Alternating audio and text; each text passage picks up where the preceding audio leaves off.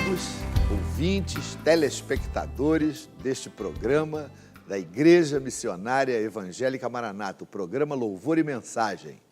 Nós queremos agradecer a sua audiência, queremos convidar você a participar deste programa, não só ligando para o telefone que aparece, como também divulgando o programa, não só nos meios cristãos evangélicos, mas em todo e qualquer meio, porque existem muitas pessoas não evangélicas que gostam da nossa postura, apreciam o nosso programa e, de uma certa forma, assistem o programa toda semana. Então fica aí a sugestão, telefone para alguém, está começando o programa Louvor e Mensagem, que vai ter, certamente, uma mensagem para abençoar o seu coração, trazer esperança para a sua vida e para a vida da sua família.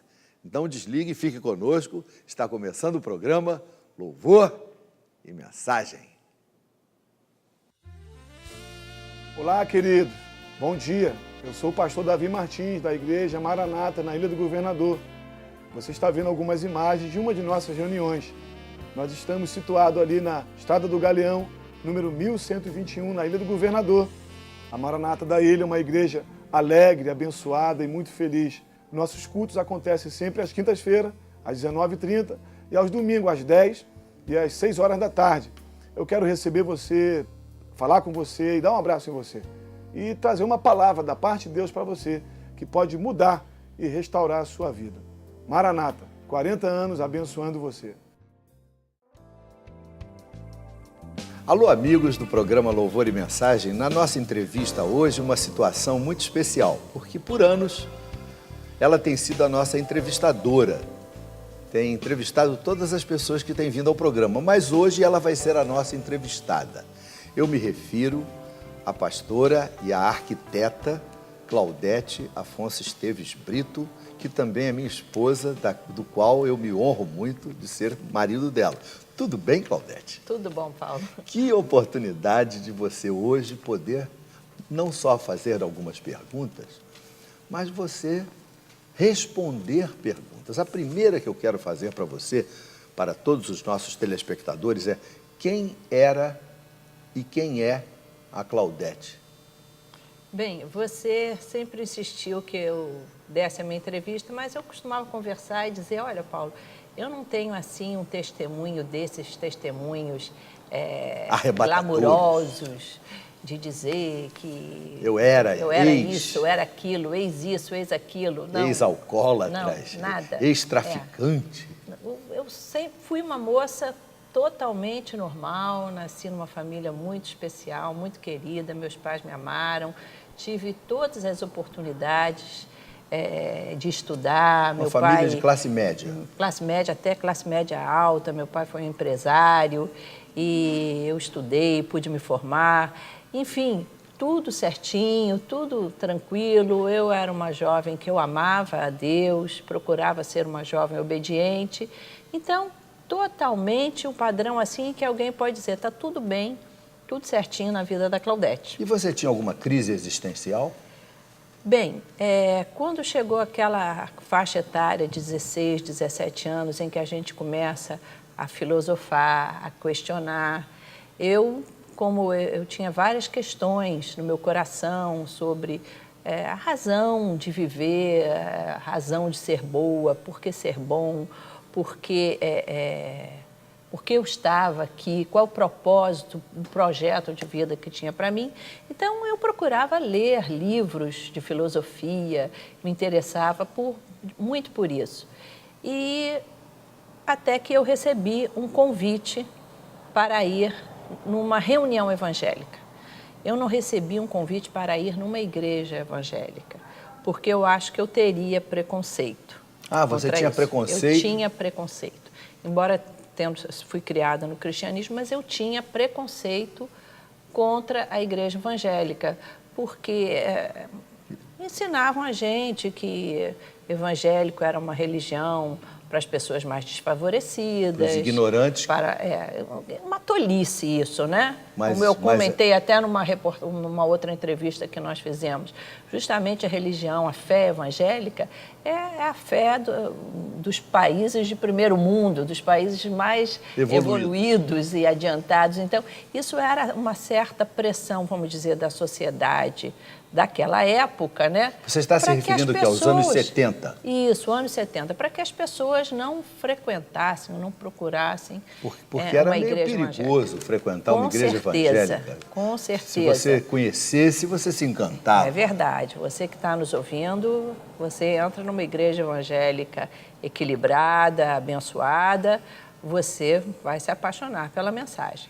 Como é que você começou a entender o fato de que entre os evangélicos todos têm acesso a Deus, o sacerdócio é universal, não há a figura do sacerdote, do clérigo. Do mediador, né? Do mediador. Todos podem ter acesso a Deus. Como é que foi isso? Essa é outra coisa que me encanta, me encantou e me encanta na igreja evangélica, foi quando eu descobri que eu poderia fazer minhas orações direto para Deus em nome de Jesus. Sem intermediadores. Sem intermediários. Quer dizer, Jesus sendo o seu intermediador. O único, como a Bíblia diz, Jesus Cristo é o único mediador, o único que faz essa intermediação entre Deus e o homem. Porque nós nos apresentamos a Deus por causa da pessoa de Jesus Cristo, Ele nos deu esse acesso ao Pai.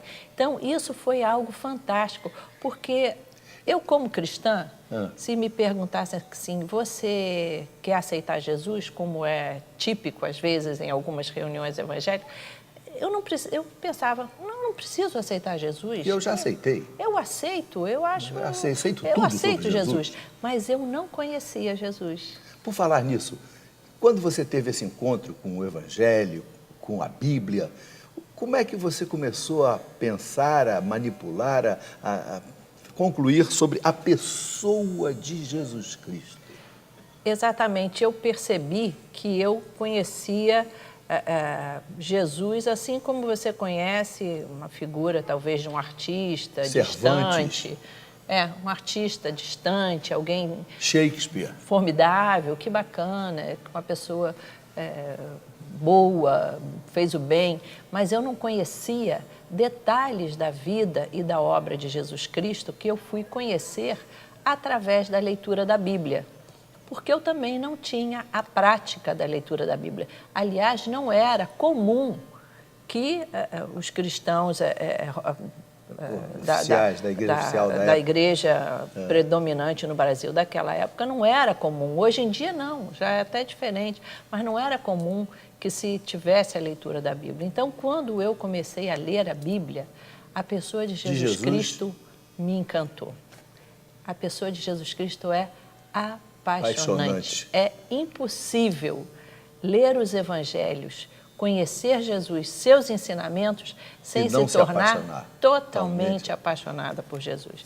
Aí, a partir daí, o meu coração já estava totalmente inclinado a Jesus Cristo e grata, profundamente grata àquele grupo evangélico, àquela comunidade evangélica que me apresentou essa oportunidade de conhecer Jesus pessoalmente, como o Jesus da Claudete, não só o Jesus que ama o mundo, que ama a humanidade, mas que me ama pessoalmente. O Cordeiro de Deus que tira o pecado do mundo passou a ser o Cordeiro de Deus que tira o pecado da Claudete. Exatamente. Essa é outra coisa interessante que você falou, muito típica de pessoas que têm uma vida normal, se acham muito boazinhas, não se incluem no rol dos pecadores, mas quando a gente se depara com os ensinamentos de Jesus, com a pessoa de Cristo, a primeira coisa que você vê é como você é pecador. Porque o padrão de Jesus é tão alto, tão maravilhoso, que você passa a ver quanto de egoísmo existe em você, quanto de autossuficiência, quantas coisas ruins existem no teu coração. Quer dizer que o caminho para Deus começa de joelhos. Com certeza. Com quebrantamento, com arrependimento. E isso é pregado numa igreja evangélica Verdade. equilibrada. O que você precisa não é dar dinheiro, você precisa se arrepender, se quebrantar e mudar de vida. Outra coisa que me encantou agora, vamos falar da Igreja Maranata, né? E comemorando 40 anos hoje, nesse ano, essa ética da nossa igreja de não enfatizar a necessidade, você não precisa dar dinheiro para ser abençoado. Pelo contrário, você amando a obra de Deus, você tem vontade de contribuir para o crescimento. Certo. Tanto que a nossa igreja... Mas a motivação é outra. Com certeza, com certeza. E esse ensinamento de que realmente o que Deus está interessado é no seu coração, na sua vida, na sua transformação de vida, né? Bem, aí você começou a frequentar a igreja. E o que você tem a dizer para nós sobre a igreja como uma comunidade transformadora, uma comunidade curadora? Bem, como até entrevistadora desse programa, eu posso dizer que é algo que me encanta demais na igreja evangélica, de um modo geral, e aqui na nossa igreja, é essa comunidade que cura, que trata as pessoas. Eu tenho entrevistado centenas de pessoas, eu acho que já tem uns 16 ou 17 anos que temos esse programa e que eu tenho tido essa honra de entrevistar as pessoas. Não sou profissional da televisão, a minha profissão é arquitetura, mas alguns me perguntam por que eu faço isso. É por gratidão a Jesus, porque eu quero que esse evangelho seja conhecido. A pessoa de Cristo precisa ser conhecida justamente porque eu tenho visto vidas e muitas vidas transformadas pelo evangelho. De uma maneira impressionante. Pessoas que chegam nas igrejas deprimidas, abatidas, e que a palavra de Deus... Abandonadas pelos seus esposos. Verdade. Desempregadas.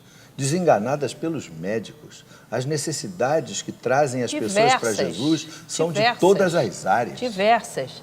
Pessoas que são curadas da alma, curadas do seu passado, das suas tristezas. Deus também tem curado enfermidades, não é? Nós não ficamos dando só foco a isso para que as pessoas não pensem que vir à igreja é uma moeda de troca. O maior milagre que acontece com o encontro com Jesus é a transformação do coração.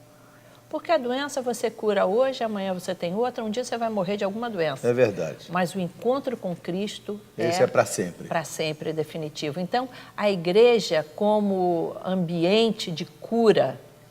E o mais lindo disso, que eu acho, Paulo, é que essa cura, ela é feita por Jesus, vamos dizer que ela é algo espiritual, é um milagre, mas é algo também em que Deus usa as pessoas para se tratarem.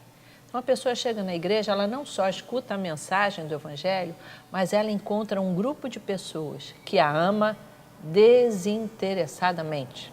E com o tempo ela passa a ser uma dessas que vai acudir outras. Com certeza. Não, esse amor desinteressado, em que não tem barreira racial, barreira econômica, é verdade, social. É verdade. Na nossa Senta igreja, no mesmo banco o general, o soldado, com o preto, certeza. o branco, o que fez o faculdade, advogado, o que ignorante, não fez. a empregada doméstica, o desembargador, né? Diante e são de essas Deus. pessoas que convivem, que não convivem somente na hora do culto, mas que frequentam a casa um do outro, se torna uma família. Pessoas que se acodem no hospital, pessoas que quando o outro precisa, pega o seu carro e leva aquela pessoa para a internação. Então, esse amor de Cristo colocado em prática na igreja, isso daí me encanta. Isso é apaixonante. Então, por causa disso, usando um termo popular, eu sou rato de igreja. Que pena que a gente não pode continuar conversando com a Claudete, porque ela, quando fala, a gente se vê nela, porque ela é tão normal, ela é tão equilibrada, que nós poderíamos ser exatamente como elas. E o que ela fala é tão coerente que a gente tem que concordar com o que ela está falando. Infelizmente, o tempo é curto. O tempo é curto, a gente tem que encerrar a entrevista. Mas quem quiser conhecer mais um pouquinho, eu faço sempre esse convite no final dos meus entrevistados. eu quero também terminar fazendo esse convite. Se você quer conhecer essa comunidade apaixonante, cujo líder é mais apaixonante ainda, que é Jesus, visite uma de nossas igrejas ou visite uma igreja próxima da sua casa. A Igreja Maranata não existe para pregar o Evangelho só nos moldes Maranata. Nós estamos há 40 anos pregando o Evangelho do Reino de Jesus Cristo.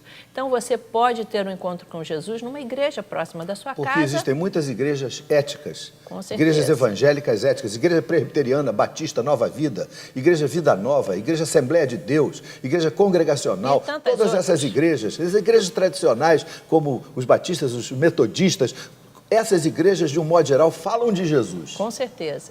Então, procure uma igreja próxima da sua casa. Naturalmente, se um desses nossos endereços que apresentamos da Igreja Maranata estiver próximo da sua casa, será um prazer para nós recebê-lo e anunciar essa pessoa fantástica e maravilhosa que é Jesus. Não desligue, o programa continua e tem uma mensagem para o seu coração.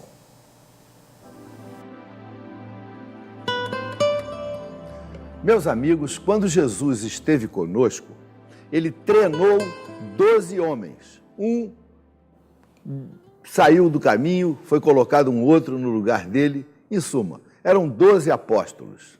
Logo depois, alguns anos, algumas décadas depois, um outro homem também foi contado como um desses apóstolos. Nós estamos falando do apóstolo Paulo. O apóstolo Paulo foi um homem de extrema importância na divulgação, na propagação, na expansão do Evangelho, do cristianismo. Veja bem, o apóstolo Paulo escreveu 2/3 do Novo Testamento. 2/3. As cartas de Paulo, elas nos dão bases doutrinárias, elas falam de como nós devemos louvar a Deus, o motivo pelo qual nós devemos adorá-lo, quem é Deus, o que Deus pode fazer por nós, porque a mensagem do cristianismo é superior às outras mensagens religiosas que existiram até então. Então, o apóstolo Paulo foi de uma extrema importância no desenvolvimento, na expansão do cristianismo. Pois bem, este homem foi preso porque estava falando de Jesus. E os religiosos da época ficaram revoltados quando o apóstolo Paulo questionou todas aquelas leis, aquelas ordenanças que compunham as regras do judaísmo. E o cristianismo veio para quebrar todas aquelas barreiras, aqueles jugos que a pessoa não podia caminhar mais do que 40 passos no sábado. A pessoa não podia falar mais do que 40 palavras no sábado. Não podia fazer obra nenhuma. Então, Jesus Cristo, quando veio, ele fez questão de mostrar que o sábado não é mais importante do que o homem. O homem é mais importante do que o sábado. E Jesus curava no sábado, libertava no sábado, e os judeus acabaram ficando com muita raiva de Jesus e produziram aquela artimanha para que Jesus fosse crucificado. Logo depois, o apóstolo Paulo sofreu a mesma perseguição, porque ele, que era um líder do farisaísmo judeu, ele teve um encontro com Cristo, um encontro pessoal com Jesus. O encontro do apóstolo Paulo com Jesus foi algo arrebatador. Ele estava indo para prender cristãos, quando no caminho uma luz se apresenta, uma voz fala com ele, ele cai do cavalo, cai cego, tamanha a intensidade da luz, e aquela voz, ele ouve uma voz, diz assim: Paulo, por que me persegues? Dura coisa é para ti recalcitrares contra os aguilhões. E ele então pergunta: quem és tu, Senhor? E Jesus diz a ele: eu sou Jesus a quem tu persegues, mas levanta-te, vai para Damasco, lá te dirão o que te convém fazer. Por causa desta revolução na vida do apóstolo Paulo, ele se converteu, mas se converteu para valer, passou a viver em função daquela visão, daquela experiência, e ele passou a querer difundir e expandir a mensagem do Evangelho do Reino por todo o mundo. Por isso ele foi preso. E ficou preso 2 anos em Cesareia de Filipe, até que um rei, o rei Agripa, foi lá, foi visitar o outro, e então chamam Paulo para Paulo dar o seu testemunho para o rei. No capítulo 26 de Atos dos Apóstolos, Lucas descreve este discurso de Paulo ao rei Agripa. Eu queria ler para vocês alguns versículos pequenos desse discurso de Paulo, porque ele é muito importante para a minha vida e para a sua vida. Porque diz assim, olha só, Jesus disse assim, eu sou Jesus a quem tu persegues, mas levanta-te, firma-te sobre os teus pés, porque por isto te apareci, para te constituir ministro e testemunha, tanto das coisas em que me viste, como daquelas pelas quais te aparecerei ainda, livrando-te do povo e dos gentios para os quais eu te envio. E agora então chega, no meu ponto de vista, um dos versículos mais interessantes, porque Jesus fala para Paulo o motivo pelo qual ele tinha se revelado a Paulo. Por que Jesus escolheu Paulo para ser um discípulo, um apóstolo, um seguidor da sua mensagem? Eu te apareci, Paulo, para que tu possa abrir os olhos desse povo, para que tu vás e que tu abras os olhos e converta essas pessoas das trevas para a luz.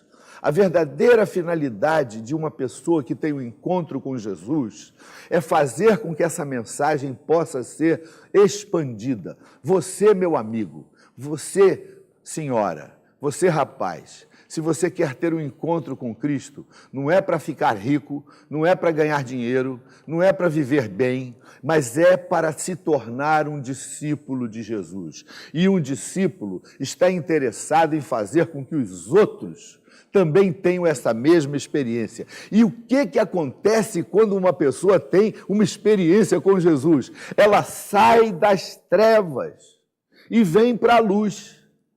Quem não tem Jesus está em trevas, não é porque é cego. Não, a pessoa vê, dirige, pode até pilotar avião. Não é isso que faz uma pessoa andar em trevas. É que a pessoa não sabe o sentido da vida. Não sabe por que está aqui e nem para onde vai. Então isso passa a ser viver em trevas, viver na ignorância, viver sem saber o verdadeiro motivo da vida. Para que você vive? Jesus Cristo tira essa barreira, essa catarata espiritual dos olhos das pessoas e as pessoas passam a entender o verdadeiro motivo da vida. O Evangelho nos faz entender que estamos vivos para tirar outros das trevas, porque assim como nós também saímos das trevas, nós precisamos nos preocupar com aqueles que ainda estão nas trevas. Então, olha, para que você tire a pessoa da treva e traga ela para a luz da potestade de Satanás para o controle de Deus. Existem pessoas boas, mas que mesmo assim estão debaixo de entidades malignas. Elas servem ao inimigo. Entendeu? E quando nós temos um encontro com Jesus, Jesus nos tira de debaixo dessa potestade de Satanás para o controle de Deus. E a luz de Jesus brilha no coração daquele que é liberto das trevas para a luz, a fim de que recebam herança e remissão de pecados. Olha só, o Evangelho não faz ninguém ganhar automóvel. Muitos pastores estão pregando, no meu ponto de vista, de uma forma equivocada, na medida que dizem às pessoas que elas precisam de Jesus para ficarem ricas, para enriquecerem, para terem posses, para terem um salário melhor, mas a finalidade do Evangelho é tirar a pessoa das trevas, trazê-las para a luz, para que elas sejam perdoadas dos seus pecados, porque é o pecado que nos afasta de Deus. E quando nós somos perdoados, Jesus Cristo nos perdoou na cruz do Calvário e a gente aceita o seu perdão, o nosso pecado é apagado, é perdoado, ele é o nosso redentor. Olha, no Rio de Janeiro existe uma grande estátua que nós todos conhecemos que se chama o Cristo Redentor. E ele é redentor mesmo, porque ele redime os nossos pecados. Ele veio para isso. E mais do que isso, para nos dar uma herança. A herança que existe para aqueles que creem em Jesus.